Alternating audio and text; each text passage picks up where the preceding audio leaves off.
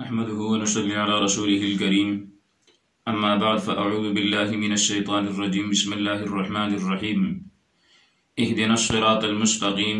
صراط الذين انعمت عليهم صدق الله العظيم۔ صراط مستقیم کے مانگنے کا اللہ رب العزت نے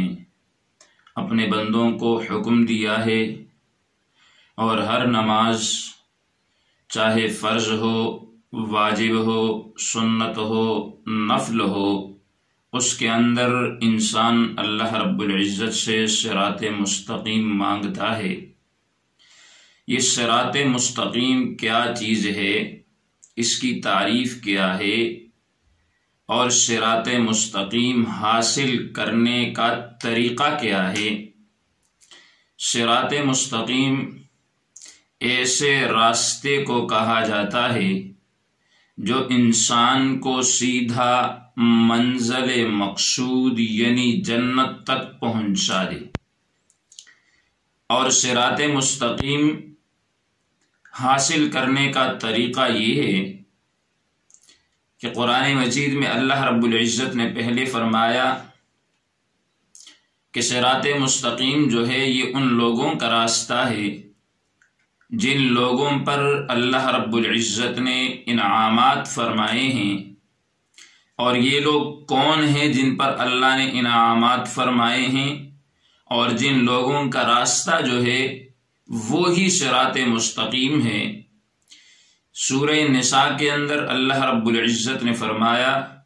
فَأُولَئِكَ مَعَ الَّذِينَ أَنْعَمَ اللَّهُ عَلَيْهِمْ مِنَ النَّبِيِّينَ وَالصِّدِّيقِينَ وَالشُّهَدَاءِ وَالصَّالِحِينَ، کہ وہ لوگ ہیں جن پر اللہ نے انعامات کیے ہیں۔ پہلا نمبر ان میں سے انبیاء کا ہے، دوسرا نمبر ان میں صدیقین کا ہے، تیسرا نمبر ان میں شہداء کا ہے، چوتھا نمبر ان میں صالحین کا ہے۔ تو ہم نے اگر صراط مستقیم حاصل کرنا ہے، صراط مستقیم کو اپنانا ہے، صراط مستقیم پر ہم نے چلنے کی کوشش کرنی ہے، تو اس کے لیے سب سے پہلے ہمیں وہ کام کرنے پڑیں گے جو انبیاء نے کیے، صدیقین نے کیے، شہداء نے کیے اور صالحین نے کیے ہیں۔ یعنی صراط مستقیم کے حصول کے لیے ہمیں حضرات انبیاء کرام کی زندگیوں کا مطالعہ کرنا پڑے گا۔ مطالعہ کرنے کے بعد ہمیں پیارے پیغمبر صلی اللہ علیہ وسلم کی سنتوں پر عمل کرنا پڑے گا، حضور کے طور طریقوں کو اپنانا پڑے گا، اسی طرح صدیقین کے طور طریقوں کو اپنانا پڑے گا، شہداء اور صالحین کے نقش قدم پر چلنا پڑے گا۔ اس لیے کہ محض کتاب پڑھنے سے،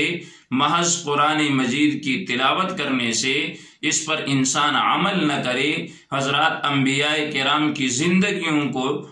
جو ہے نا وہ نہ پڑھے اور اس کو نہ اپنائے، تو بندہ صراط مستقیم کو حاصل نہیں کر سکتا۔ تو آئیے آج کے اس پرفتن دور کے اندر کہ ہر طرف جہاں بھی نظر پڑتی ہے ایک نیا فتنہ ابھرتا ہوا نظر آتا ہے، تو اس پرفتن دور کے اندر ہم اللہ رب العزت سے دعا مانگے کہ اللہ ہمیں صراط مستقیم پر چلائے اور صراط مستقیم پہ چلنے کی سعی کرے اور اپنے آپ کو اس درجے تک پہنچائے جہاں ہمیں حضور علیہ الصلاۃ والسلام کی سنتوں کے خلاف کوئی کام نہ کرنا پڑے، جہاں ہمیں صدیق اکبر رضی اللہ تعالی عنہ اور دیگر صحابہ کرام رضوان اللہ تعالی علیہم اجمعین کے طور طریقے کے خلاف کوئی کام نہ کرے، جہاں ہماری زندگی شہداء کی زندگی کے مطابق ہو، ہم نیک لوگوں کی صحبت اختیار کرے۔ اس لیے کہ انسان اگر اچھے لوگوں کی صحبت اختیار کرتا ہے تو اس کے جو اثرات ہوتے ہیں وہ بھی اچھے نمودار ہوتے ہیں، جیسے صحبت صالح ترا صالح کنن، صحبت طالع ترا تالے کنن کہ اگر اچھے لوگوں کی صحبت اختیار کی ہو تو اس صحبت کا اثر یہ ہے کہ یہ بھی اچھا بن جائے گا، اور اگر بری لوگوں کی صحبت اختیار کریں گے تو اس کا نتیجہ یہی نکلے گا کہ ہم بھی برے ہو جائیں گے۔ تو صراط مستقیم کے حصول کے لیے ان حضرات کی زندگیوں کو پڑھ کر، ان کی سنت طور طریقوں کو اپنا کر، اور اللہ رب العزت کی کتاب کو پڑھ کر اس پر عمل کرنے کی وجہ سے ہم صراط مستقیم کو حاصل کریں گے۔ اور صراط مستقیم جب حاصل ہو گیا تو گویا کہ انسان کو ایک ایسا راستہ مل گیا ہے جس راستے پہ چل کے انسان سیدھا جنت کے اندر جائے گا۔ اللہ رب العزت سے دعا ہے جو کچھ عرض کیا اسے سمجھنے اور صراط مستقیم کے حصول کی اللہ ہمیں توفیق عطا فرمائے۔ وآخر دعوانا الحمد للہ رب العالمین۔